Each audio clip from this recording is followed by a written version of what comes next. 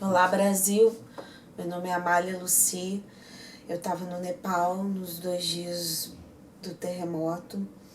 Eu queria dividir com vocês um pouco como é que foi.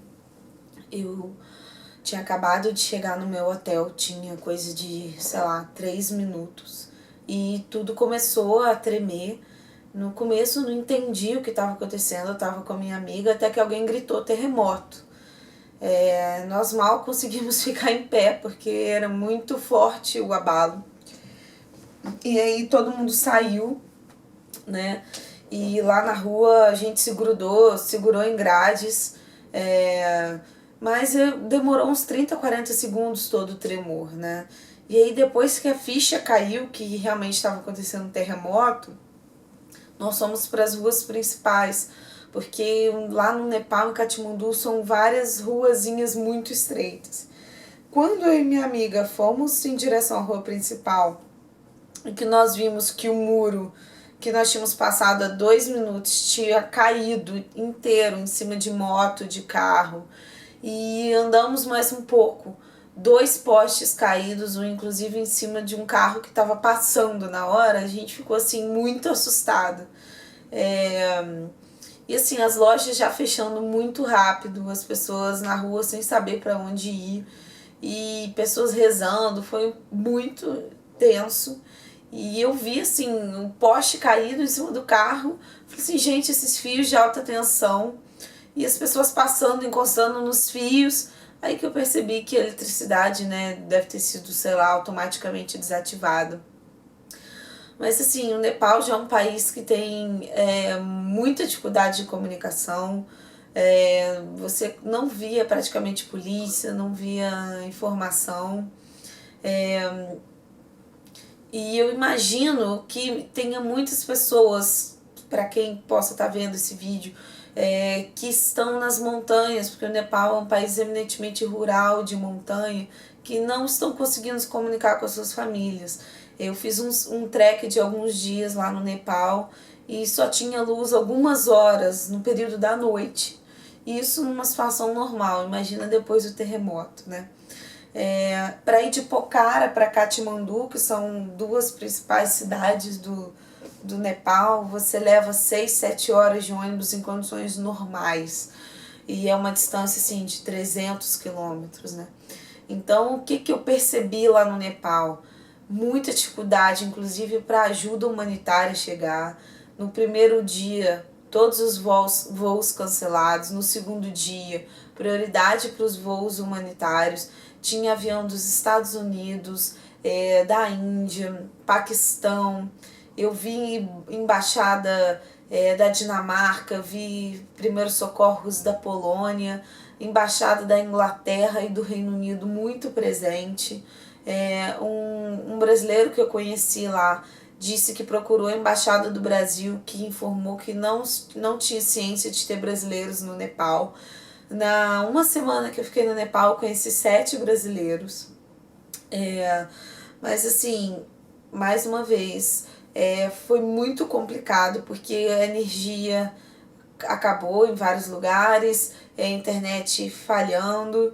E para complicar a situação, no segundo dia de terremoto começou a chover e a temperatura caiu, foi para 12 graus, né? Eu estava no aeroporto tentando ir para casa, quando começou a ter o terremoto do segundo dia. Para você ter noção, todos os ventiladores do aeroporto mexendo e ninguém saiu da fila. O tamanho desespero das pessoas para querer ir embora daquele lugar. Então, só as pessoas assim, mais locais saíram correndo para um lugar aberto. O aeroporto estava assim, num estado caótico. Os passageiros, para vocês terem noção, estavam naquela, sabe onde os ônibusinhos transitam? Ali. Passageiros, eu até fiquei chocada como é que eles deixavam as pessoas fazerem check-in se não tinha nenhuma aeronave pousando, sabe? Ontem, quando eu cheguei na Índia, eu li no avião, no jornal, que teve uma aeronave que saiu de Nova Delhi para Katmandu e que já estava bem próximo e que o comandante tentou se comunicar com a torre de Katmandu e simplesmente depois desse terremoto que aconteceu por volta de meio-dia do horário de Katmandu, todo mundo desceu da torre de controle e os aviões ficaram voando sem ninguém para coordenar, sabe? O caos está instalado lá em Katmandu. Acredito que agora a situação esteja se normalizando. Eu saí de lá no dia 27. Já tinha conseguido pelo menos fazer ligação, porque quando o meu voo foi cancelado depois de 9 horas de espera no aeroporto, eu tentei voltar para o hotel que eu estava, nenhum táxi queria levar, porque depois eu vinha descobrir que eu estava muito próximo da região onde foi aquela torre que desabou, e mais a chuva, enfim, centenas de pessoas acampadas no aeroporto. Mas enfim, consegui chegar, todas as pessoas dormindo na recepção do hotel, porque ao mesmo tempo que você tinha abrigo, você estava muito perto, mais perto da saída, né? Mas assim, é muito aterrorizante, né? Principalmente para nós brasileiros que não temos o hábito, não sabemos exatamente o que é um terremoto, né? Eu comparo como se fosse uma turbulência de um avião muito forte. Mas o pior de tudo é que, como não tinha informação, não tinha ordem nenhuma, começaram a surgir rumores, né? Primeiro de que haveria um que eles chamam de aftershock, que é um segundo terremoto, 6 horas depois.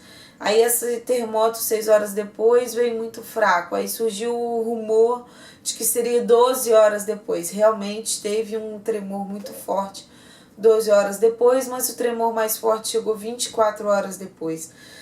Ao todo, em 24 horas, segundo o que eu li nas fontes de mídia, né, oficiais, que eu li no jornal também aqui na Índia, foram 35 aftershocks em 24 horas, né?